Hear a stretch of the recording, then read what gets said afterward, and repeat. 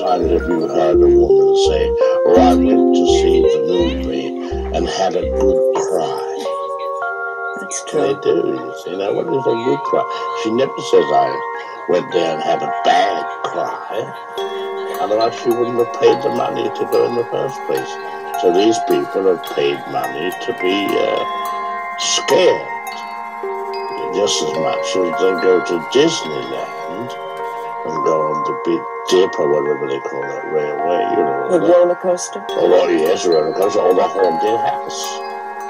They pay to be scared. Do you like to be scared yourself? No, I'm not keen about it. I have been on odd occasions. Like when? Oh, I think I was driving with my wife to Dubrovnik in the middle of the night, and we were on a ledge, on a mountain ledge, 8,000 feet high. And we came head to head on with a bus. So it was a question who was going to go by first. And I remember having to get out and beckon her on, and the wheel was within 18 inches of the drop.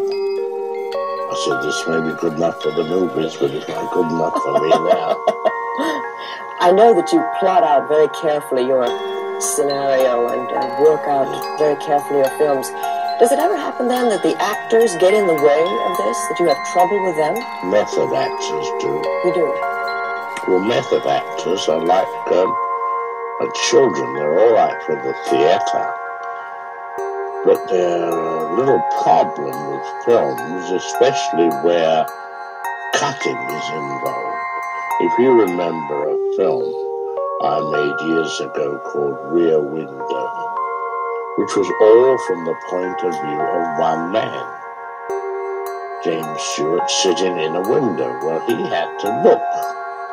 Then I had to cut to what he saw, then cut back to his reaction. Now, what I was really doing was showing a mental process of the man by means of pictures, by what he saw. And supposing he said, well, I don't feel I would look that way. Well, how can the film be constructed on those lines?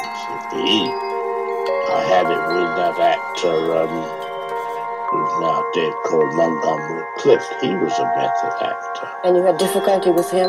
Well, yes, I was shooting a scene in Quebec, and he was playing the part of a priest who'd just been acquitted of a murder, but was being sort of booed and stoned outside the courthouse. And then the action of the film was to go across the street into the Chateau Frontenac Hotel, which you've seen pictures of, so they're probably in there.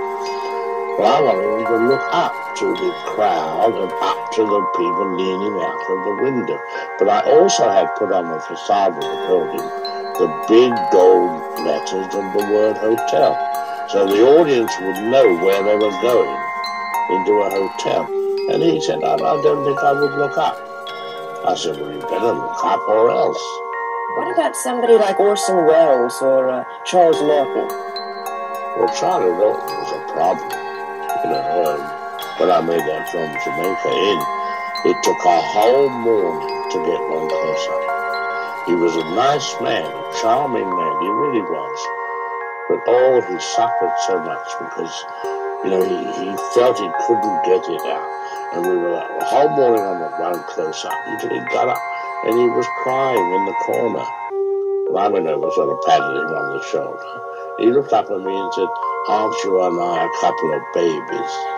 And I wanted me. I mean, I wanted to use a gold witness and say, include me out, you know. But finally he came back and did it, you see. He said, all right. I said, yes, Charles, fine. It wasn't all that different from the other close-ups, you see. Then he took me aside and put his arm around my shoulder and said, you know how I got it, don't you? I said, no, Charles. How? He said, I thought of myself as a small boy of 10 wetting my knickers. Really, absolutely true, really. You'd be astonished. Do you think there's something like a Hitchcockian actor, if that's a word, a type that is perfect for your films? I don't really think so. There are many, many types in the film frenzy. There are all kinds of leading people from around the theatre.